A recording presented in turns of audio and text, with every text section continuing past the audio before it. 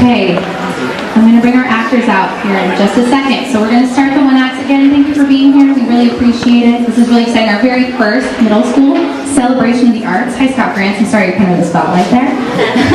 We can share it. So yes, thank you, and here they come. Yoo-hoo!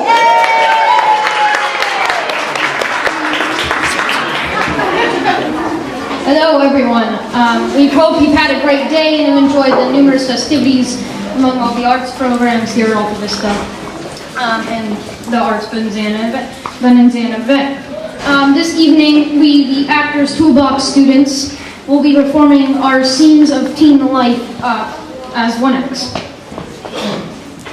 This semester, there were many tools we learned about from a variety of famous acting teachers. Students from each scene will be highlighting one of their favorite acting tools before performing their scene.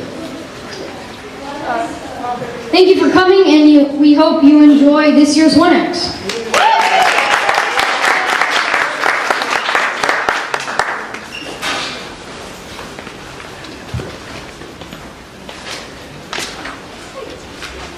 To analyze our scene, we use Michael Chekhov's acting technique, feeling of truth, to rehearse our lines by getting fully into our characters and putting some of ourselves into our characters.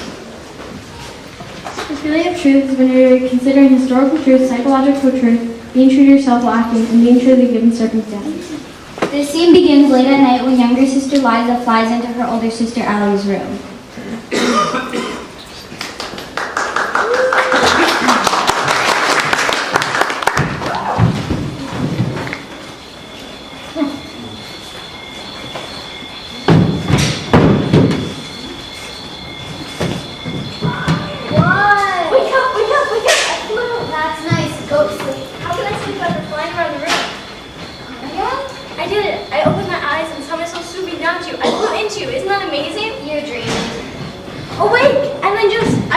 Came down as quickly as I was up and landed in your bed. If you say so. Would you mind flying back to your bed a little bit? You don't believe me. I just don't want you jumping off rooftops or out of trees. Too dangerous. I won't because I don't know how it happened. I woke up. I was in the air. Was it cool? Way cool. Good. Back to sleep? Next to you, the flying was spooky. Next to me. Night, little bird. Night, Allie.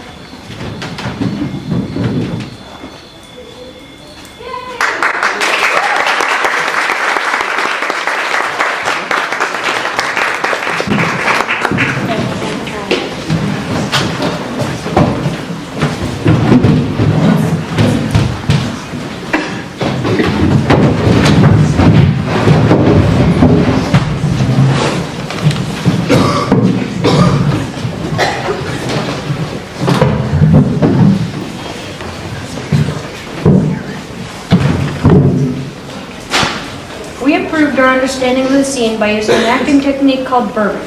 Verbing is when you assign a verb to each line that you say. This helps because the verb that you assign corresponds with how you say the line. So if you assign the verb to punch to a line, you would say, I like pie, instead of I like pie. This scene is about how 3 teenagers met at a summer camp.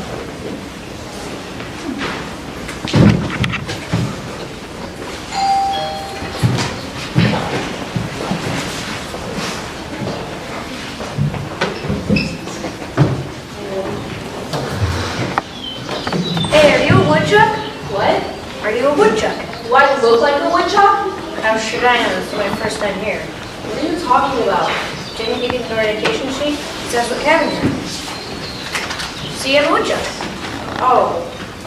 Yeah, I'm looking at them. Yeah, woodchuck. Cool. You ever gone camping before? No. Yeah, me neither. But I heard they don't have a lot of candy, so I brought a backpack, just in case.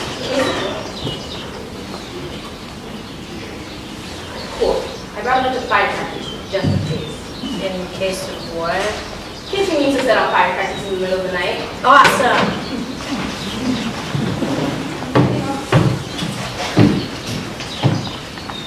Are you guys beavers? Do we look like beavers? How did I know? This is my first time here. I'm actually a woodchuck, but someone said there were a bunch of beavers. You're a woodchuck? Yeah. Us too. Cool. Don't tell anyone, but I brought my pet Steve.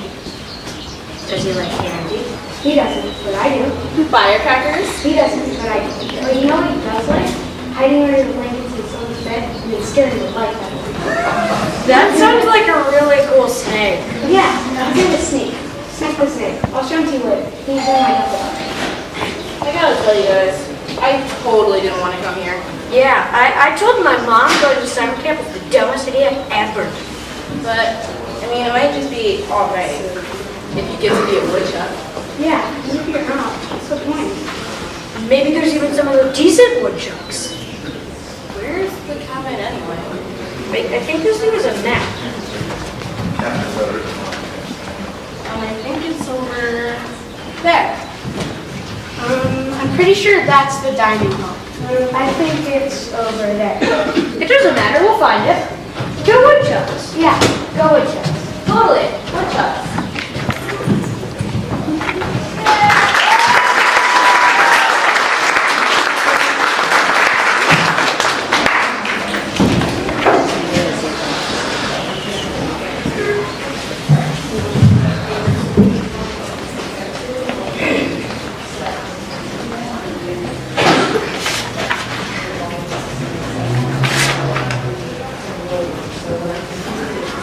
One of the acting tools we use to prepare our scene is Meisner's repetition game. The repetition game is when actors are saying more or less the same thing to each other over and over again. The repetition game helps find subtext. We can imply something like an emotion with how we say our words. This scene is about two kids who dare each other to ring a doorbell of an old creepy house. As if that wasn't scary enough, it takes place on Halloween night, 1992. And it is said that the witch who lives in the house kills anybody.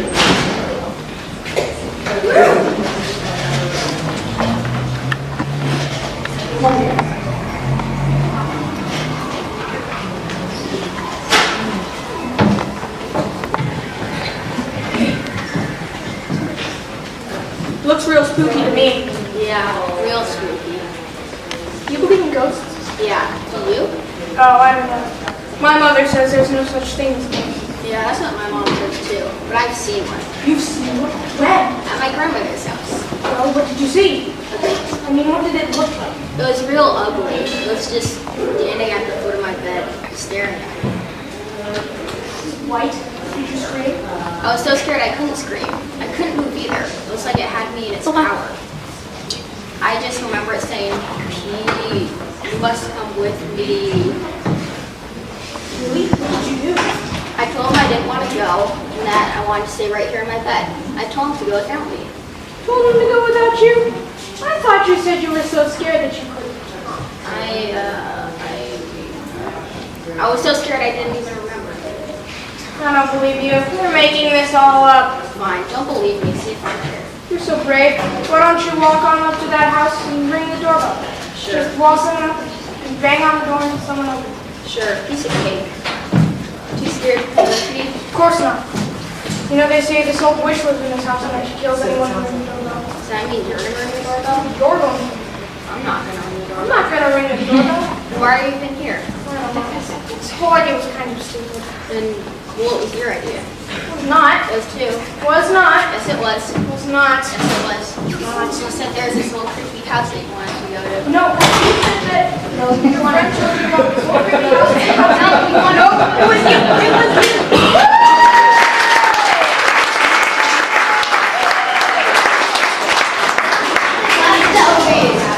Too late.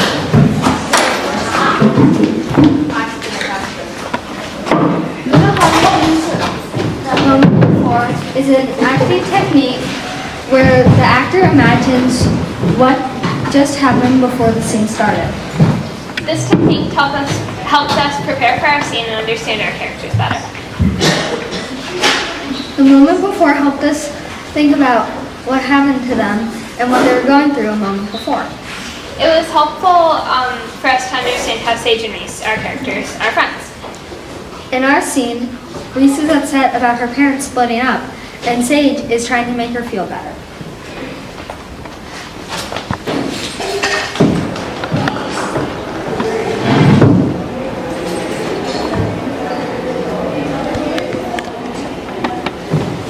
What's wrong? What? Nothing. That's it. That's all you have to say. That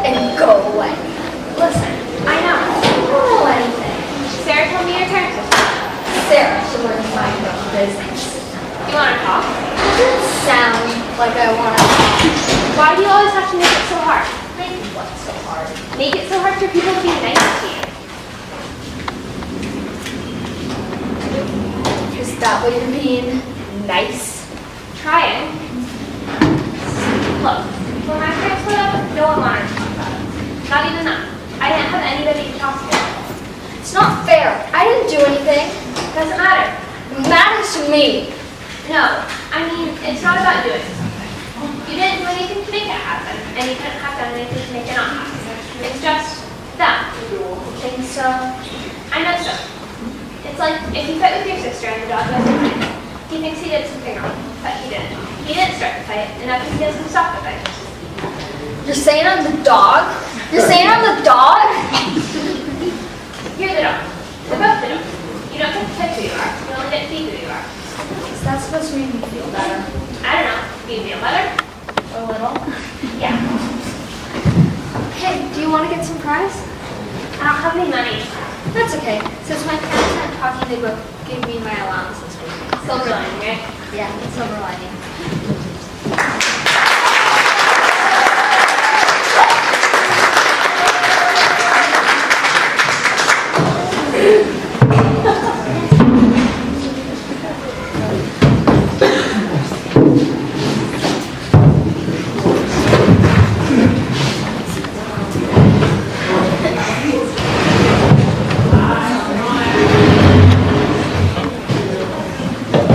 To prepare for our scene, we used Uda Hagen's 9 questions in order to help us understand who we are in the scene and how to interact as that character. Some of the questions were, who am I, where am I, what are given circumstances? For example, for the question, who am I wrote, I am Mandy, I am 12 years old, living with my mom. I get nervous very easily. I also ice skate and love animals. Our scene begins with Mandy, who is at home panicking while she waits for her friend Bert to come.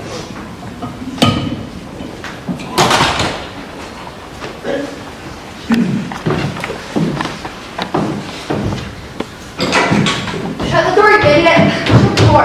Letting in the light. Mandy, what's wrong? I thought we were just gonna watch ice skating and hold hands. Your mom's not home. Come on, it'll be fun. You don't understand. It's too late. We're going to find out. They're all going to. A lot of people enjoy ice skating, Mandy. It's one of the most popular sports in the Winter Olympics. There's something to be ashamed of. What are all those boxes, Mandy? Are those Girl Scout cookies? Are those empty Girl Scout cookies? Aren't you supposed to be selling those for your troop? Where did you get that kind of money, Mandy? I don't have any money. My mother works in the aquarium store, and when the economy's bad, no one wants to buy an exotic fish. Burton, you're going to help me find evidence. You have to help me. Oh, we were just gonna hold hands and watch ice skating. Vasyl Poshenko is in the Nationals. He's our favorite male figure skater. No one needs to find out, Burton. You're going to help me. Don't look so good. Your eyes are wide. I haven't seen you like this, well, ever. Look, we obviously have a problem here. They can take my badges away. You ate all those cookies yourself? Yes. Aren't you supposed to be selling those for your troop? I know the Girl Scout oath, Burton. Why did you do it? You don't mess with the Girl Scouts of America. I know what's at stake. You ate them all?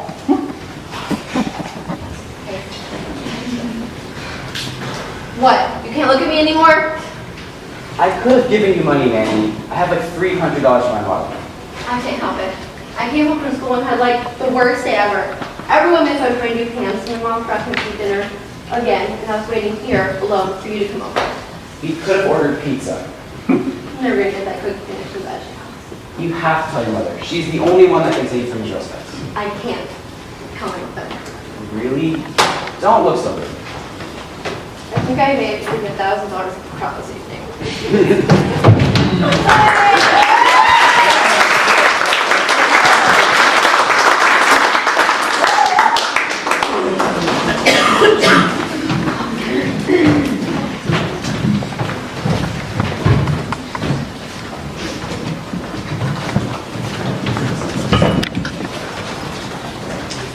This specific scene has a lot of imaginary circumstances that need to appear real. A technique that helped us with this is called endowment. This technique requires the actor to imagine and react as though everything that happens on stage is real. Learning how to make the scene look like it's happening in real life. For example, you might pause while you were saying your line to make it seem like you were thinking. Or use your body to react to imaginary circumstances. This gives the audience the idea that what is happening is real. Our scene is about two high school girls, Drew and Blair, who have been friends for as long as they can remember. Drew wants to try a photography class and asks Blair to join her. They are told to take pictures of the city.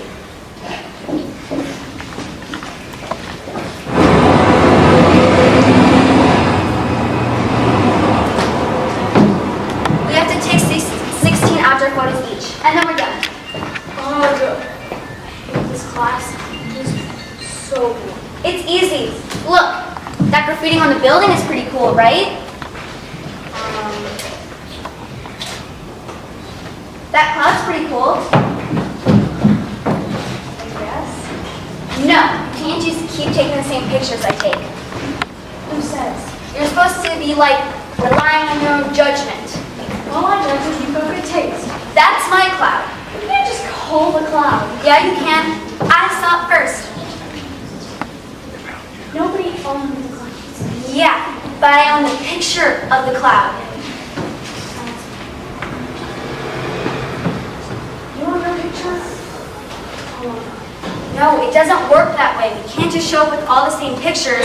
We have to have our own different places. He won't even notice. Of course he'll notice. Both of our last names start with an S. Our pictures will be right next to each other on the wall. I hate this class. Then why'd you take it? Because you asked me to. I only asked you because I thought it'd be fun. It is, and it's easy. You just have to look for it. Anything can be art. Garbage can be art, graffiti can be art, clouds can be art. In this class it can. I'm serious. Look at that garbage can over there. The way everything is pouring up and piling up all around it. It's like a fountain. Take a picture of it and call it fountain. And it's art. You think so?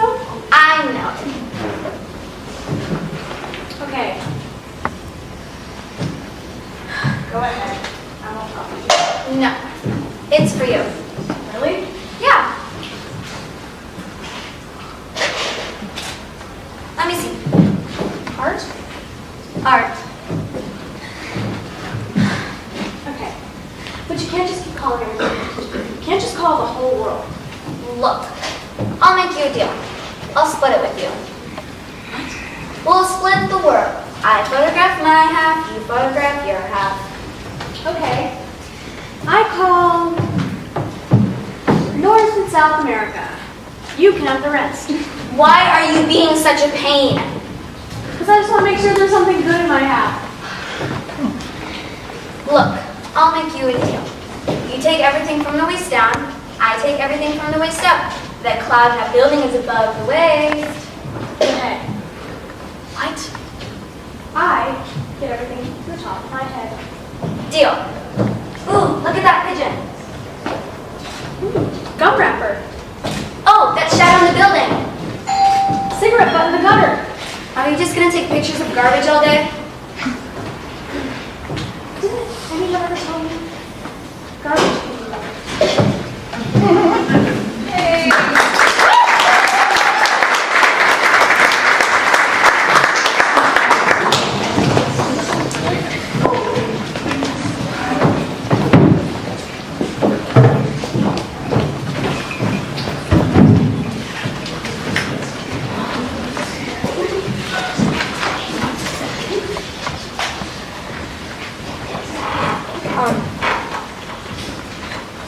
In our scene, we used Michael Chekhov's imaginary body to help us prepare for our scene. This technique helps us imagine how our character moves and their physical state. In this scene, Tanner helps his good friend Ian prepare for a date. I wonder.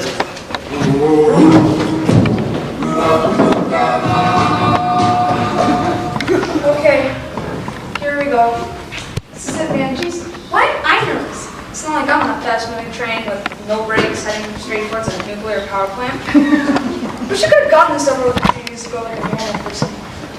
Come on, brush your teeth. Now spit. Okay.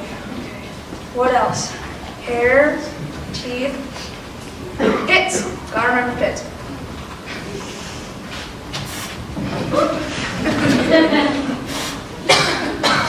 Dude, can you stop this? No matter how much you do to make me look good, she's not gonna be glad to see me. Could you shut up? Do you know how often I hear you talk about not being good enough or not having a girlfriend? Well, this is your chance. You've got to stop doubting yourself. This girl definitely doesn't want you thinking you're not good enough. She's let you advance this far. That means she likes you. Now, if you shut up for tonight, you'll be fine. I mean, what could she possibly want with me? I mean, she's cool, she's pretty, she's smart. I mean, the only reason she agreed to this date because she was having family problems or something. Either way, dude, you've gotten this far. You've got a date. She's got at least some interest in you. Now you just got to build on that. How do I do that? I know this sounds like a stupid concept or something your mom would say, but you just got to be yourself. You know those stupid romantic comedies where the guy tries to be all cool and impress the girl? She pulls into the gas station he works at and he tricks her into believing that he doesn't actually work there, he's super rich and actually owns the BMW he's working on. And the only reason he has grease on him is because he just got done saving a family and their dog from a burning vehicle. Yeah, all he has to do is say, sorry, there must be some misunderstanding. But no, he lets her believe it. Then halfway through the movie, she finds out and gets all mad at him for lying and says, you could have just been honest in the first place. I mean, that happens every time. Haven't the characters in romantic comedies actually ever seen a romantic comedy? I say you skip all those stupid antics and just be yourself. Learn from their mistakes. But she's way out of my league. Ian, there are no leagues. The idea of leagues was created by muscle-headed jocks to impress guys like us. They did us in a lowly, awkward, unattractive category, and then we stay there, believing that's all we're worth. If you believe she's out of your league, she's out of your league. She is way out of your league. But if you stop thinking about all of that, you'll be fine. You can get this girl. You can be her man. Now come on, I'm gonna be late.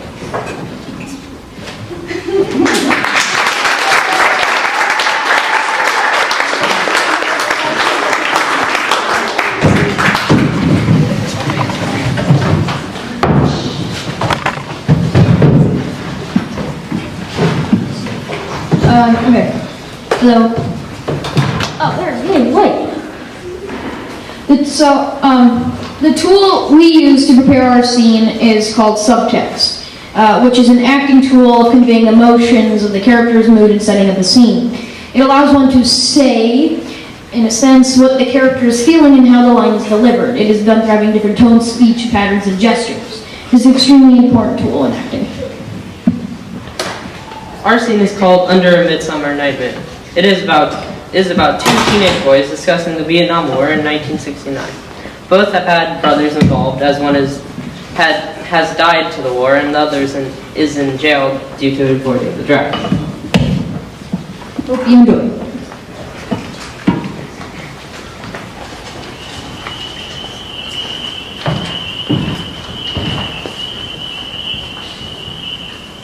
Sam,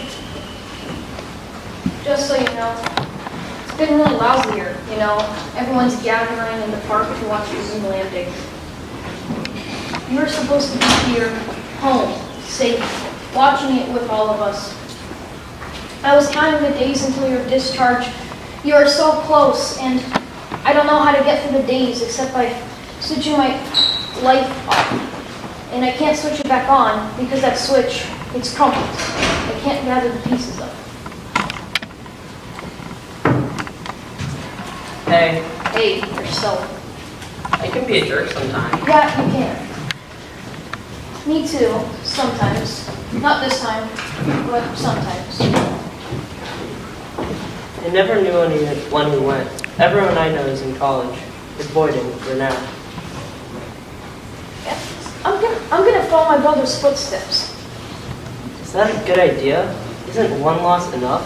I'll take care. I never heard that point of view before. I always thought everyone was against the war. The soldiers, well, they never really had a face for it, you know? No. Yeah, well, just so you know, I'm sorry. Sorry for what I said. Sorry about my brother. Just sorry. Special job for being a jerk. It won't change a thing. Maybe, maybe not. But one thing for sure, I'll listen better. One side screams something, the other side screams another thing. Not a whole lot of listening going on. No, And things have changed. You put a face on a soldier, made it personal. that is something, I guess. Yeah, something. I wish I knew him. This is Alan. He was the editor for the school newspaper, for the high school newspaper. He went from high school graduation to jail. Same day for avoiding the draft. You should, talk about Sam, let people know him. I can't. Can I see his photo again? Here, this is from his Boy Scout uniform. He became an Eagle Scout. And I was going to bury in the park to try to put him, or maybe me, at rest. But I can't. It feels wrong. He tried to do the right thing. Always. He was supposed to be here tonight. We had plans. So take him. Bring the photo, the scarf, whatever you have. Bring him to the meadow. I'd be kidding myself. I know he's not there. It's a huge, big world out there, filled with the unknown. Who's to say he won't be at your side? Come on, what will it hurt?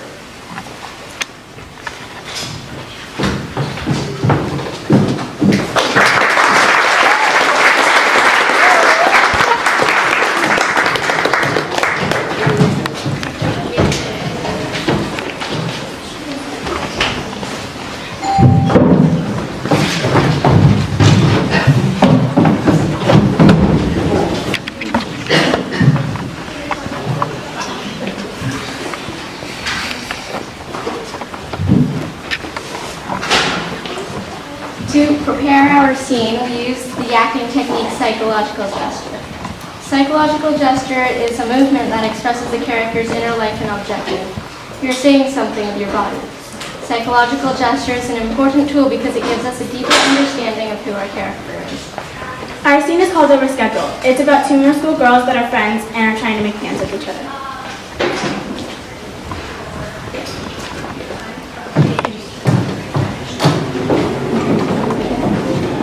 But we always do Taco Tuesdays after school. It's been 2 months. Yeah, I know, but I have to practice every afternoon now. When the play's over, we'll definitely go to the taco thing. And basketball games. I'll go to your Saturday games, and then we can go out for tacos. Babysit your brother on Saturdays. Oh, yeah. Friday nights. I don't have to lose to Friday nights. That's pizza family game night at home. I have to be there because it's family requirement. How about Monday night? Scouts. School Scouts. Yeah, we've been together since first grade. I really like it. Okay, how about Thanksgiving weekend? We'll be sick of turkey and tacos would be perfect. I'm in Ohio that weekend. Grandma's, it's a family tradition. Christmas vacation? Cross-country skiing is a tradition. January? I start children's choir at church. It's pretty intense. It's over in March though. I'm hoping to start soccer. That's every day and games on weekends. Spring break. We go to our other grandma's. How about May? No, wait, I still have soccer. When do we get out of school? Second computer. Last day of school. Let's do it then. No matter what day it is. Is it a day? Definitely. Oh, gotta go. Can't keep the director waiting. Talk to you online? Absolutely. I should be done by 8 p.m. Is it a day?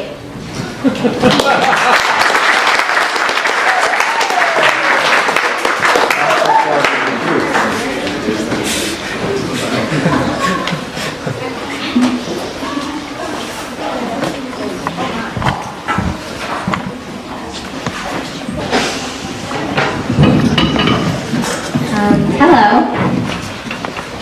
So to prepare for our scene, we use pinch and ouch. Pinch and ouch is when two or more characters send out an invisible essence, and the other characters send out the believable response.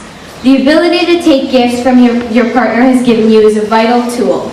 For example, let's say Jeff is playing a sad character, and he has a sad line.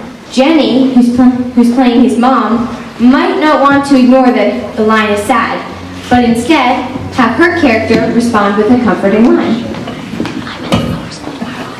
The main idea of the scene is that two teenagers who have never seen each other before meet in an unlikely place for very different reasons. And they're excellent. Please enjoy.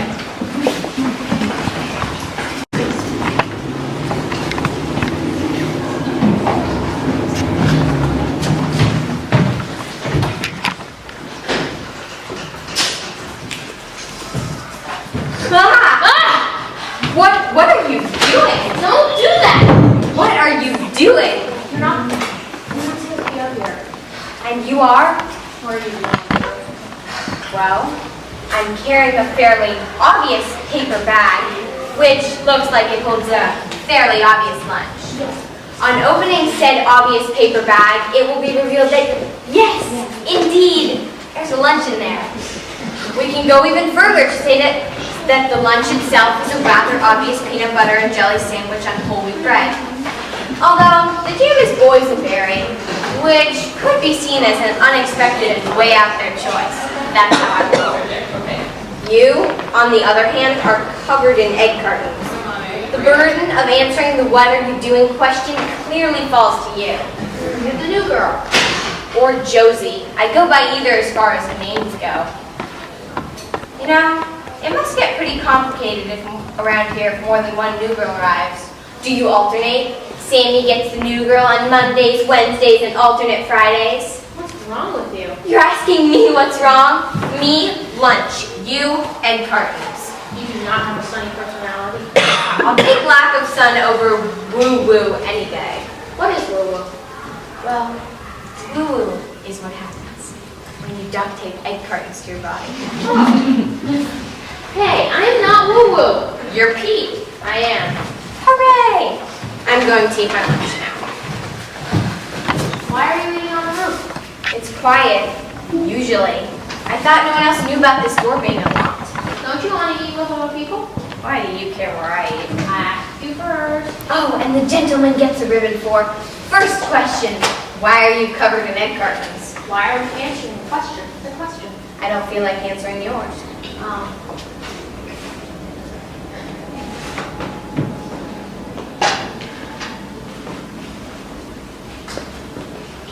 Except, I might have to kill a couple of cats on this one. Kind of want to know what you're doing. You'll think I'm crazy. Too late. I am not woo-woo. Said the man in the egg carton suit. What will you do if I don't tell? I'll run down to the office and say there's a crazy guy on the roof. You can't! Dude, you are so woo-woo you can't even see it. You can't turn me in. It's not fair. I knew I should have done this earlier. I could have been in 4th period. Look, my entire future is riding on these next few moments, and if you stop me, you'll be entirely responsible for ruining my life. Yeah, this would be the part where you tell me why